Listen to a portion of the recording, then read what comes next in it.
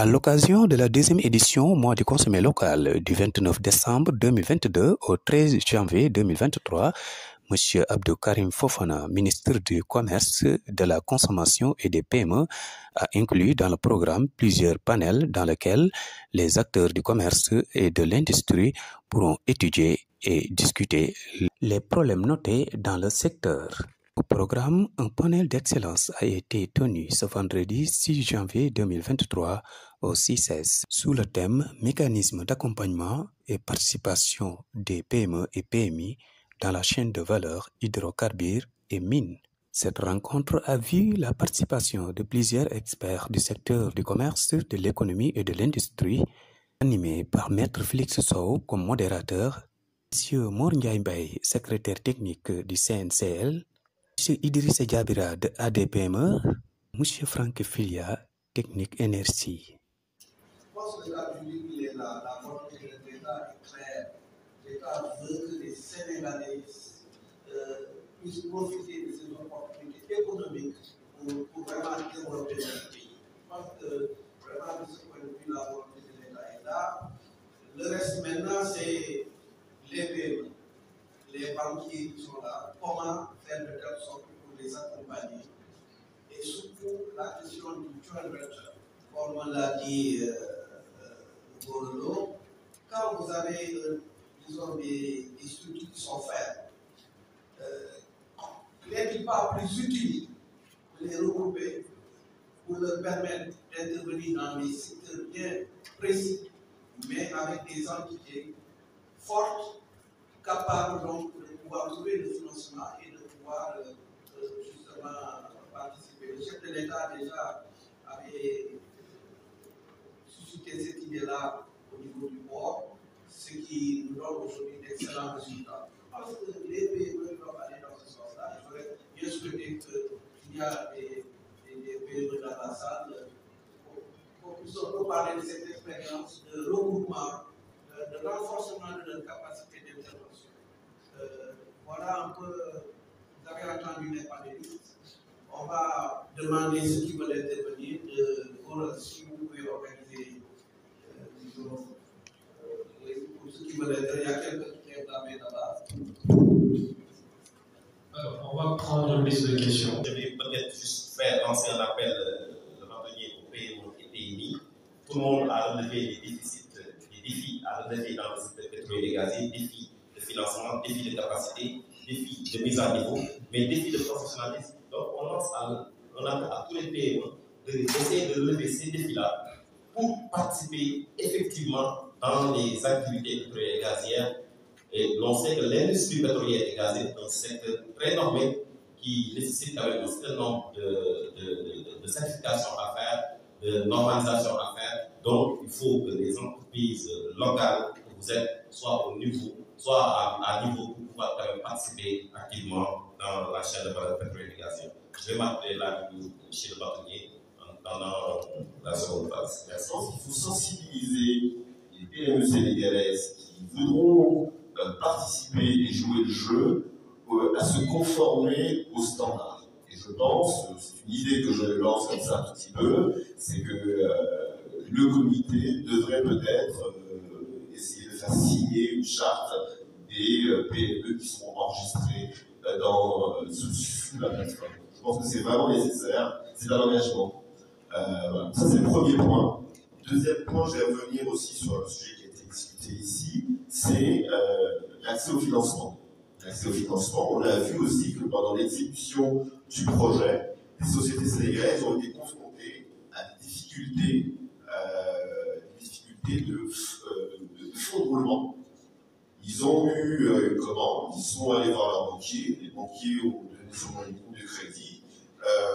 Déjà, on est un peu surpris parce que en fait, le dossier de cette entreprise sénégalaise était en fait traité dans un autre pays et pas au Sénégal. Donc l'information pour nous c'est extrêmement important à plusieurs niveaux. M. Diabira a parlé de on a des concepts sur les corps pour la finance, c'est un sujet, mais quand on finance, il est important que la personne qui reçoit le financement soit en capacité d'exécuter. Si la personne ne peut pas exécuter, il y aura pas de financement. Et malheureusement, beaucoup de pays encore ont besoin d'être accompagnés dans ce sens, même de grandes entreprises. Le dernier point, en tout cas, que je voulais souligner, je n'ai pas donné d'exemple précis sur les investissements qu'on a fait, mais pour nous, notre rôle est de financer l'économie des entreprises sénégalaises en particulièrement ce secteur. Vous avez parlé tout à l'heure d'un rôle très important sur la... On ne peut pas attendre. On ne peut pas attendre. On a des délais, il faut les faire. Mais on ne peut pas attendre. Il y a des délais. Et il y a le contenu local, que ce soit au niveau des sous-traitants ou que ce soit au niveau des emplois. Maintenant, pour moi, le premier mécanisme du consommer local, c'est la consommation. Il faut qu'on consomme, nous, ce qu'on produit. Tous les grands pays qui se sont développés par la consommation nationale, locale. Aujourd'hui, on le voit, quand je vois le panel, tout le monde est en tenue traditionnelle. Et je suis sûr que ça a été fait ici au Sénégal. Ça, c'est le premier signe qu'on est convaincu que c'est ce qu'il faut faire. Et on va faire la même chose dans ces secteurs-là. Quand je rentre maintenant dans le secteur du pétrole et du gaz, Francis aujourd'hui est en train de travailler sur plusieurs dossiers dans les mines, accompagner des miniers par exemple à se professionnaliser. Et dans le pétrole et le gaz, tout le monde le sait, on est en train de travailler, on est un acteur très important dans l'RGS, le réseau gazier du Sénégal. Ce qu'il faut comprendre, ce secteur en particulier, c'est un secteur qui est intensif en capital. Après l'exposé du thème par les panélistes, les participants ont pris la parole tour à tour pour souligner les différentes difficultés notées dans le secteur du commerce et de l'industrie. Installé près du port et qui accueille les sous-traitants de Woodside pour toutes les activités de stockage, manutention, transport, mise à disposition du personnel.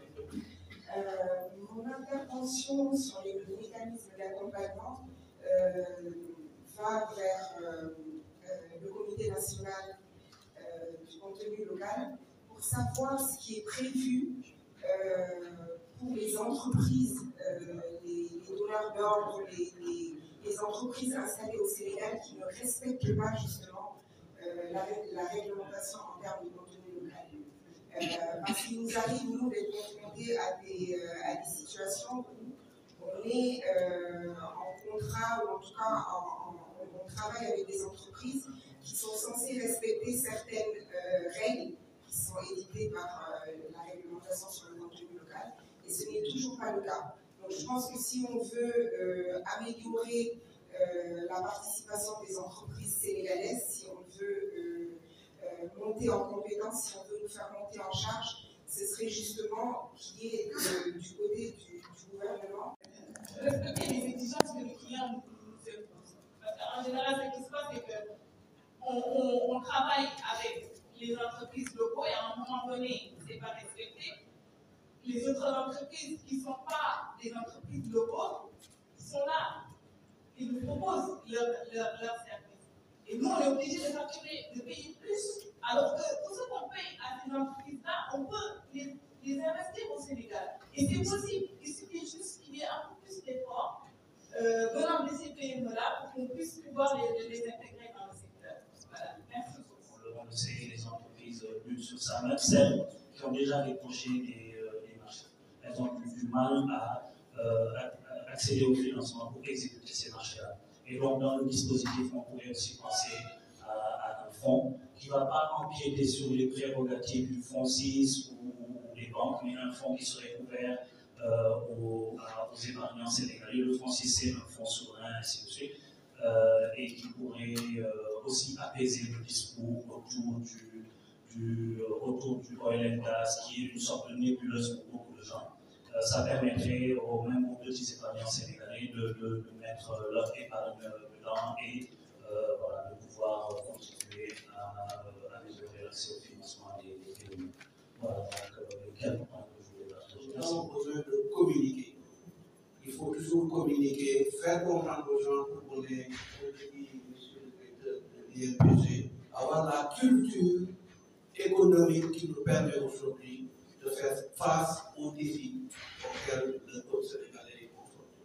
En tout cas, encore une fois, nous remercions le comité national de suivi pour nous avoir associés à ce panel-là et espérons que d'autres panels vont être organisés, d'autres communications pour que les Sénégalais participent davantage en tout cas, à ce processus de développement de notre pays.